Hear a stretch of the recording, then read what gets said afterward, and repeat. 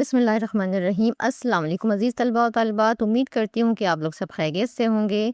तो आज हम पढ़ेंगे मिर्ज़ा ग़ालिब के बारे में, उनकी मुख़्तसर अदबी, सियासी और समाजी ख़िदमत के बारे में हम जानेंगे कि उन्होंने किस तरह से अदब की खिदमत की, और सियासत में तो वो नहीं थे, और समाजी ख़िदमत के बारे में जानते हैं। तो चलिए अपनी वीडियो की तरफ चलते हैं।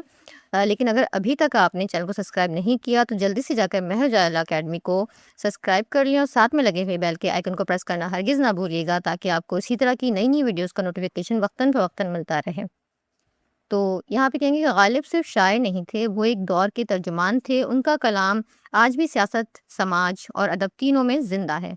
उनकी अदबी खिदमत को अगर हम देखते हैं तो ग़ालिब को उर्दू और फ़ारसी का शहंशाह सुख़न कहा जाता है। गज़ल में इनकलाब। अब गज़ल को सिर्फ इश्क व मोहब्बत तक महदूद नहीं रखा, बल्कि फ़लसफ़ा ज़िंदगी, मौत और खुदा के राज़ों को भी शामिल किया। अच्छा, मुश्किल अल्फाज को आसान मफ़हूम के साथ पेश किया उन्होंने। दिल ही तो है ना संग व खश्त, दर्द से भर ना आए क्यों।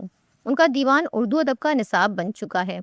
नसर और ख़तनवीसी की अगर बात करते हैं तो ग़ालिब से पहले ख़तूत रस्मी और मुश्किल होते थे। ग़ालिब ने ख़त को गुफ्तगू जैसा सादा और मज़ाहिया बना दिया। उनके ख़तूत में रोज़मर्रा, मुहावरे और ज़ाती दुख दर्द शामिल हैं, इसलिए उर्दू नसर का बाबा भी कहलाते हैं।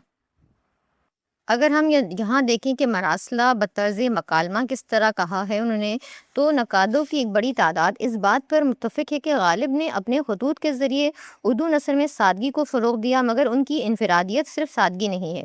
ग़ालिब ने मरासले को मकालमा बना दिया, यानी वो ख़त ऐसे लिखते हैं जैसे बातें की जाती हैं। ख़ुद इनके ख़तूत में भी इस तरह के जुमले, मसलन पीरो मुर्शिद ये ख़त नहीं बातें करना है। ख़ुद उनका भी यही कहना है कि मैंने मरासले को मकालमा बना दिया, गोया दो लोग आपस में बैठकर बातचीत कर रहे हों। ग़ालिब ने अपने ख़ुतूत में आदाब व अलकाब को तर्क कर दिया, बेमौका और बेमहल गुफ्तगू से भी परहेज़ किया। लोगों ने ख़त को आधी मुलाकात कहा है, मगर ग़ालिब ने उसे पूरी मुलाकात बना दिया। सादा ज़बान और बेतकल्लुफ़ाना अल्फाज इस्तेमाल किया। ग़ालिब के ख़तूत से सन 1857 के तारीख़ी वाक़यात का भी इल्म होता है। ग़ालिब ने सबसे ज़्यादा ख़त ज़ाहिर गोपाल तुफ्ता के नाम लिखे हैं। लिखते हैं, क्यों साहब रूठे ही रहोगे या कभी मनोगे भी। बनामे मीर मेहदी मजरू, हा हा मेरा प्यारा मीर मेहदी आया, आओ भाई मिजाज तो अच्छा है, बैठो ये रामपुर है, दारुस सुरूर है। तो यहाँ आपको अंदाज़ा हो होगा कि उनके ख़तूत किस तरह के थे। अगर हम तनकीद और इस्लाह की बात करते हैं तो नए शायरों की गलतियों की निशानदेही करते और इस्लाह करते हैं। ग़ालिब कहते हैं, शायरी दिल का काम है। हम ग़ालिब के लिए कह सकते हैं, पूछते हैं वो कि ग़ालिब कौन है, कोई बतलाओ कि हम बतलाएं क्या। अब अगर समाजी खिदमत की बात करते हैं तो 1857 के बाद दिल्ली की तबाही की अक्कासी। जंग आज़ादी सन 1857 के बाद अंग्रेज़ों ने दिल्ली को उजाड़ दिया। ग़ालिब ने अपनी आंखों से ये बर्बादी देखी। अपने ख़तूत में लिखा कि कैसे लोग भूखे मर रहे थे और इल्म व फ़नून का चिराग बुझ गया था। समाजी बुराइयों पर वार, मुनाफ़िक़त, झूठ, दिखावे और जागीरदाराना निज़ाम पर तंज़ किया। सादगी, खुददारी और इल्म की कदर की तलकीन की। औरतों की तालीम और इंसानियत के एहतराम की बात की। अगर हम नौजवानों की रहनुमाई की बात करें तो ग़ालिब दरबार में आने वाले शोरा को मुफ्त मशवरे देते।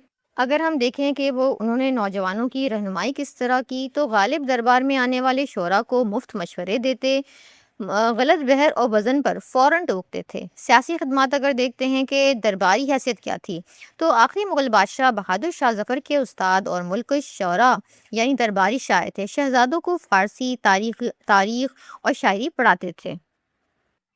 सन 1857 की जंग पर मौक़िफ़।